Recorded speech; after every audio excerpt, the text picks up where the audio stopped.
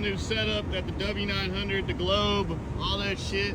This is a Kaboko car scraper, some shit like that. It's extreme, brother. Super, actually extreme. That's right. Totally weird. Never loaded one of these before, honestly. Normal excavator, other than it's just got that. And, you know, tag them and bag them.